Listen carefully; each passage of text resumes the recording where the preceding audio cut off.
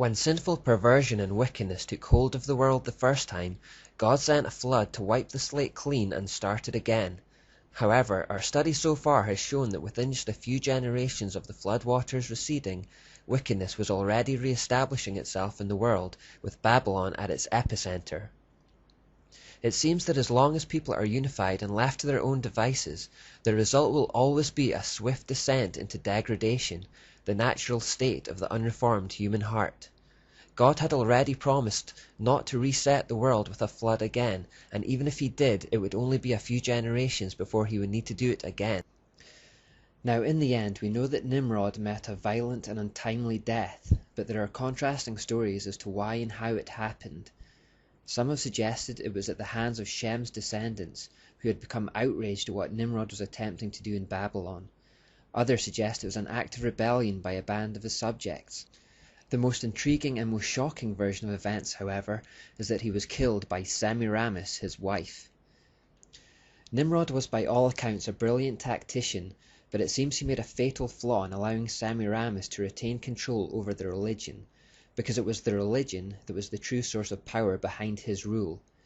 Through it, she won the hearts and minds of the people, and she used it to her advantage when a schism developed between herself and Nimrod. She had become pregnant with an illegitimate son. When Nimrod heard about this, he threatened to dethrone her and expose her true origins as a prostitute, but Semiramis retaliated by devising a plot to overthrow him and retain power for herself. The story goes that she had the priests kill him on her behalf at an annual New Year feast. The Babylonian people were then given a cover story to explain his death, and when she eventually gave birth to her illegitimate son, she further claimed to the people that he was an immaculately conceived reincarnation of Nimrod. She called him Tammuz, the Messiah. We know that this verse really refers to Jesus Christ, and so Tammuz was the first Christ imposture, the first Antichrist. Semiramis's rule in the aftermath of this event appeared to be rather shaky, and because of the increased threat to her safety, she took to building walls, towers, and gates around the city of Babylon to defend herself. She was actually the first to build fortifications of this type, and therefore became so associated with this concept that in later times she was often depicted with a crown of turrets. To secure her position, she increasingly emphasized her position as the Mother of God and the Queen of Heaven. In other words, she continued to use religious motivation to keep power. As Tammuz grew up and reached maturity, he began demanding to be installed as the new king. Not only did Semiramis refuse this, but seeing that he was becoming a threat to her rule, concocted a plan to have him disposed of in the same manner she disposed of Nimrod. Tammuz, however, caught wind of her scheme and ran her through with a sword before she had the chance to implement it. He then purged the priesthood of all who wouldn't swear allegiance to him to consolidate his position within the religion. This ended Semiramis's 102-year rule. It did not, however, end her relevance. After death, Nimrod continued to be worshipped as the sun god. After Semiramis's death, she continued to be worshipped as the moon goddess, and they continued to be represented by the leading lights of the sky. Semiramis, also known as the Great Mother, Divine Mother, Virgin Mother, etc., would often be depicted standing on a crescent moon with stars encircling her head. Ecclesiastes chapter 1 verses 9. The thing that hath been is that which shall be, and that which is done is that which shall be done. There is no new thing under the sun. Is there anything whereof it may be said, see, this is new? It hath been already of old time, which was before us. I want to give all praises and glory to Yahawah, HaLAL, Yahawashi, and peace and blessings to your brothers and sisters throughout the four corners of the earth that are waiting on the second coming and the deliverance from Yahawashi. This is Yahawah. Just wanted to go, of course, and continue on this series concerning debunking of the Immaculate Conception. Okay, and basically this part, we're going to go into, kind of build off of the intro, which the intro is kind of going a little bit into, what happened in the garden, pretty much the fall of man, through sin entering into the world, and pretty much, the beginning point of rebellion, all right, against the Most High. And, with this one, it's going to kind of just really focusing in just really briefly on Babylon, all right, the first Babylon concerning right after the flood, and the bringing forth of the Immaculate Conception doctrine being of old, because we had a guy that was saying that this is something that started during the time of the Catholic Church, and actually giving a date and time that was well after this. And as we see in the scripture in Ecclesiastes, it says this is something that has been of old. So I'm gonna kind of go into that to kind of show you brothers and sisters that this is something that is not new, and we have to understand the origins of these things, so we can better be able to defeat false doctrine and properly edify one another. Okay, so we're just going to kind of go into Genesis chapter 10, verse 8. This is, and Cush begat Nimrod. He began to be a mighty one in the earth, and he was a mighty hunter before the Lord. Wherefore it is said, even Nimrod, the mighty hunter before the Lord. And the beginning of his kingdom was Babel, Erech, Akkad, and Calneh in the land of Shinar. Okay, so this is what people know as the area of Mesopotamia. Okay, which if you go into school, even Esau teaches that the cradle of civilization started in Mesopotamia. All right, which actually matches up with the Bible. Okay, because after the flood, the first area where Noah, his 3 sons, and all their wives settled was in Mount Ararat, and then they spread over towards Mesopotamia. Okay, and that's where all the people in the world at one point came from post-flood. Okay, and then they moved on to different areas of the earth. Now, the reason why we're pointing out Nimrod is because Nimrod's story and rise is part of the reason why we have these false doctrines that are around that we've been taught since we were children about, basically, the whole thing with, Virgin Mary, the Immaculate Conception doctrine, all right, the virgin birth. All those things come from this era in time, okay? Which, like we said from before in the first intro lesson, these are ideas that were given already, all right, to Eve, by Satan as part of the fruits, the wicked fruits that were basically eaten, which is those other philosophies, were given as part of the rebellion and fall of man. And then now we see the problem as it is today. The story, as you saw before in the intro, had information concerning, the story of Nimrod, Semiramis, and Tammuz, and how that whole situation happened. What we know is that, according to the accounts, is that Nimrod died, okay, and Semiramis, being his wife at the time, basically there was a lot of things surrounding her. What she did next was attempt to deify herself, which is a key aspect in being able to now deify her son, all right, through that rebellion against the Most High. Now, part of the reason why this story is important is because it shows you, one, that after the flood, that the other nations had an understanding that there had to be a Messiah. And that was a very key thing. They understood that there had to be a Messiah. Now, what is the reasons why that? How did they know that? Because at that particular time, all right, their great grandfather, which would be Noah, was one who was a prophet. So he had to have information and be giving it to his sons and to their grandsons as well concerning the coming of the Messiah. Now we're going to start at 2 Peter chapter 2 and verse 5. And spared not the old world, but saved Noah, the 8th person, a preacher of righteousness.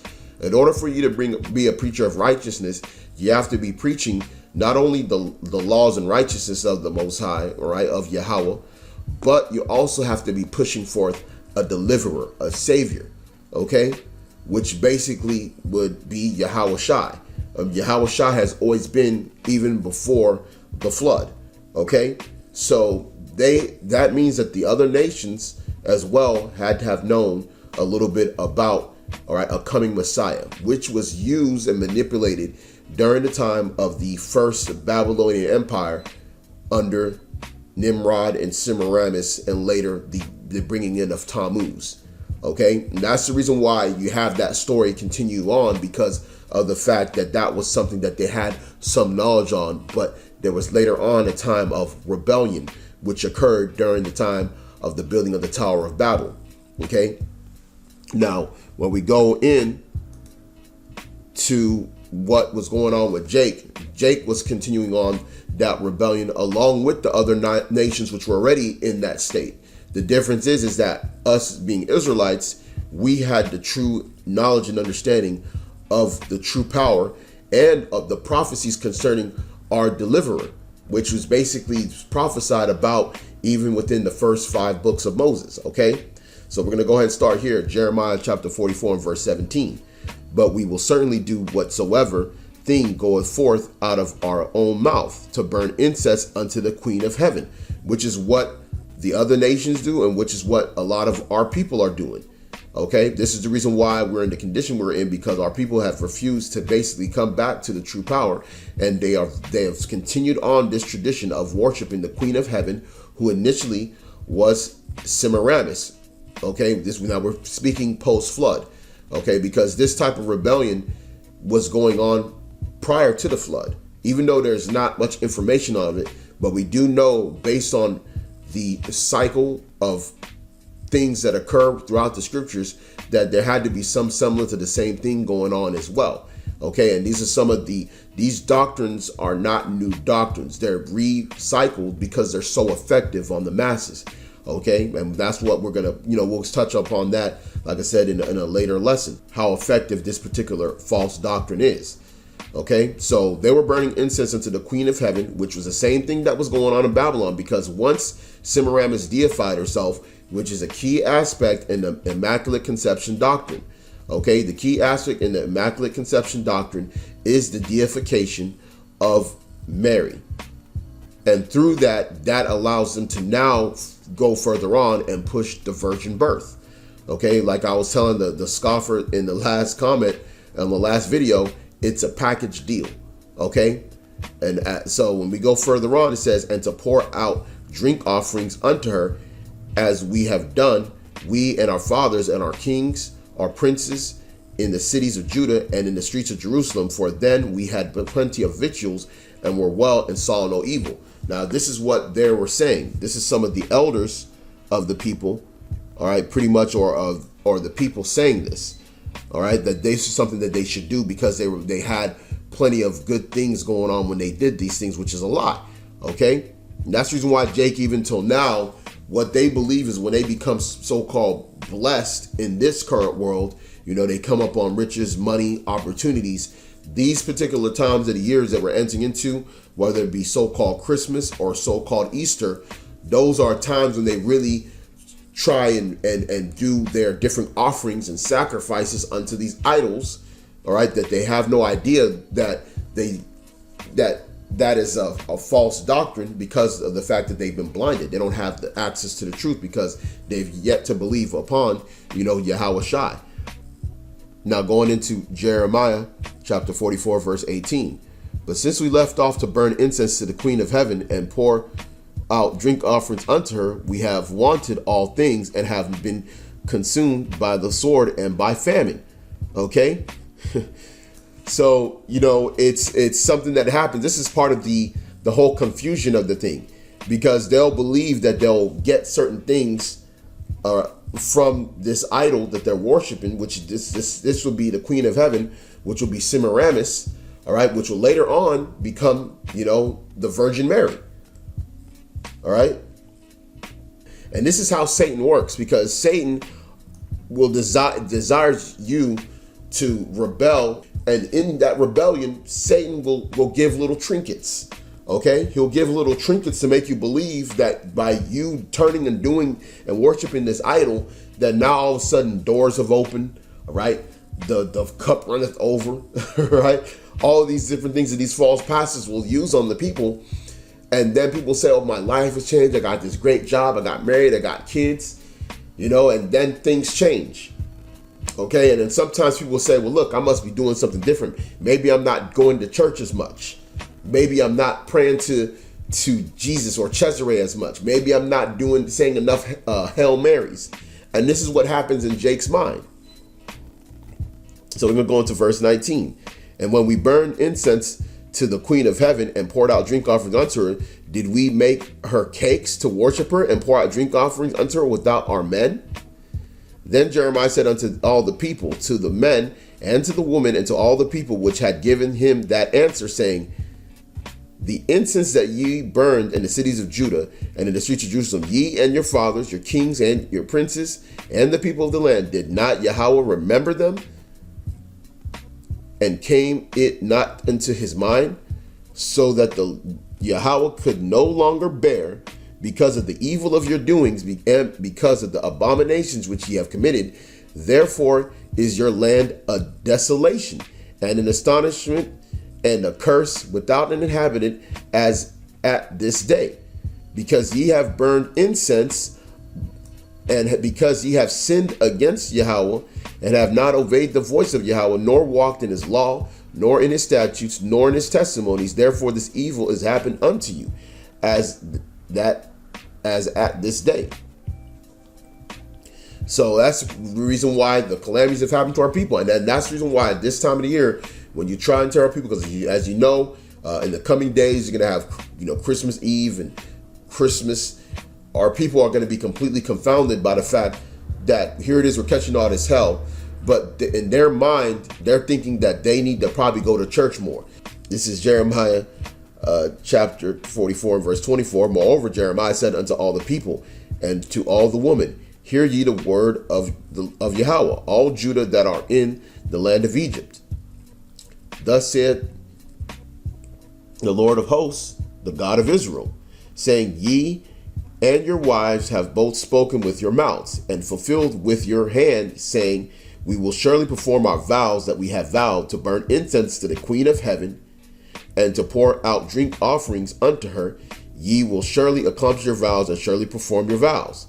Therefore hear the word of Yahawah, all Judah that dwell in the land of Egypt. Behold, I have sworn by my great name, saith Yahawah, that my name shall no more be named in the mouth of any man of Judah in the land of Egypt, saying, the Lord God liveth. Behold, I will watch over them for evil and not for good, and all the men of Judah and that are in the land of Egypt shall be consumed by the sword and by famine, until there be an end of them.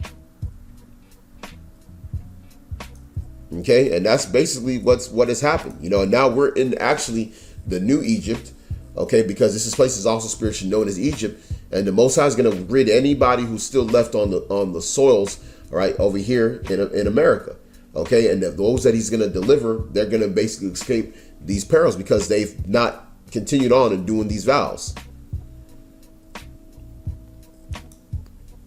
Right, so we've of course already went over the whole worshiping of the Queen of Heaven, which is basically Semiramis, okay, because as you saw in the actual intro before, that she's also known as a moon goddess as well.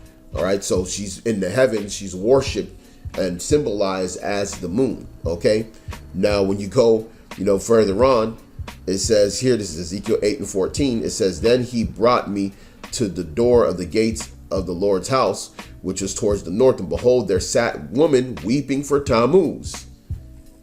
Okay, and this is basically what was happening. Okay, this is exactly what Jake was doing, was weeping for Tammuz. This is an old god, all right, that they're worshiping, and Tammuz is, like you saw in that introduction, was really the post-flood. He was the first idol that was a representation of Yahawashi. So that's a remix of the same thing. And that's the reason why the people that rule this world, they know how to push the buttons of rebellion upon the masses, especially when it comes to our people. And that's the reason why our people have been so caught up in believing in some of these false doctrines, which includes the whole Immaculate Conception, which is packaged with the virgin birth, okay, which really starts at the deification of Semiramis, and now later on led to the deification of Mary, which is now known in this doctrine as the Virgin Mary, and then leads to the whole worshiping of Tammuz as well in this day and age, who now is represented primarily by who the world knows as Jesus through Cesare Borgia. Okay, so now, we see that these things are not anything new under the sun, as you saw in the intro, where in reference to Semiramis, how she had a lifestyle or a lifestyle that was contrary to her perceived holiness, but she basically deified herself and made herself some kind of a goddess-like creature to be worshipped, and later transferred that as well, to her son, in saying that her son was Nimrod in the reincarnation, all right, which was done through a virgin birth. She was conceived in this miraculous conception that happened where she didn't lay with no man, and she was able to get pregnant through a sunlight beam that came down from the sun god Nimrod, and she was impregnated, by Nimrod, the sun god, and had Tammuz. All right, so pretty much, hopefully, this is edifying. We'll work on other parts of this series. So, keep looking forward to this, man. It's got some stuff that's really going to be coming out. This one in and of itself, like I said, these are just more introductions to kind of help you get a better understanding of the origins of this. And then we're going to kind of go into, where it went, what happened, after the fall of the Tower of Babel, and what is it that we're seeing today. All right. So again, I want to give all praises and glory to Yahawah, HaSHAM, Yahawashi, and peace and blessings to you brothers and sisters throughout the four corners of the earth that are waiting on the deliverance of Yahawashi. Shalom.